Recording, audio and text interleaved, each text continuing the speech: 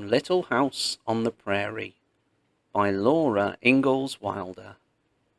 Background: Little House on the Prairie is the third novel in a series of books written by Laura Ingalls Wilder. The books are based upon experiences of her family in the 1800s. In this excerpt, Laura and her family face an unexpected danger and struggle to save their home and animals, including their dog Jack and their horses Pet, Patty, and Bunny. One day, they were helping Ma get dinner. Baby Carrie was playing on the floor in the sunshine, and suddenly the sunshine was gone. "I do believe it is going to storm," Ma said, looking out of the window.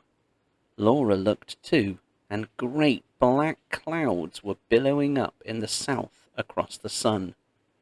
Pet and Patty were coming running from the field, Pa holding to the heavy plough and bounding in long leaps behind it.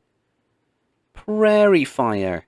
he shouted. "Get the tub full of water. Put sacks in it. Hurry!" Ma ran to the well. Laura ran to tug the tub to it. Pa tied Pet to the house. He brought the cow and calf from the picket line and shut them in the stable. He caught Bunny and tied her fast to the north corner of the house. Ma was pulling up buckets of water as fast as she could. Laura ran to get sacks that Pa had flung out of the stable. Pa was ploughing, shouting at Pet and Patty to make them hurry. The sky was black now. The air was as dark as if the sun had set. Pa ploughed a long furrow west of the house and south of the house, and back again east of the house. Rabbits came bounding past him as if he wasn't there. Pet and Patty came galloping, the plough and Pa bounding behind them. Pa tied them to the other north corner of the house. The tub was full of water. Laura helped Ma push the sacks under the water to soak them. "I couldn't plough but one furrow. There isn't time," Pa said. "Hurry, Caroline.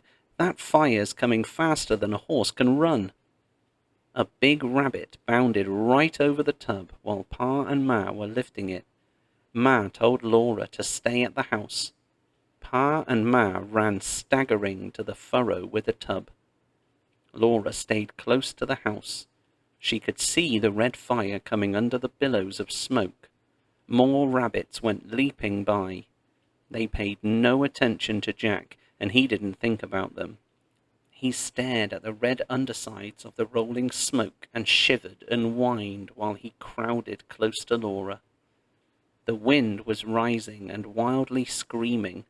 Thousands of birds flew before the fire. Thousands of rabbits were running. Pa was going along the furrow, setting fire to the grass on the other side of it. Ma followed with a wet sack, beating at the flames that tried to cross the furrow. The whole prairie was hopping with rabbits. Snakes rippled across the yard. Prairie hens ran silently, their necks outstretched and their wings spread. Birds screamed in the screaming wind. Pa's little fire was all around the house now, and he helped Ma fight it with the wet sacks. The fire blew wildly, snatching at the dry grass inside the furrow. Pa and Ma thrashed at it with the sacks. When it got across the furrow, they stamped it with their feet. They ran back and forth in the smoke, fighting that fire. The prairie fire was roaring now, roaring louder and louder in the screaming wind. Great flames came roaring, flaring and twisting high.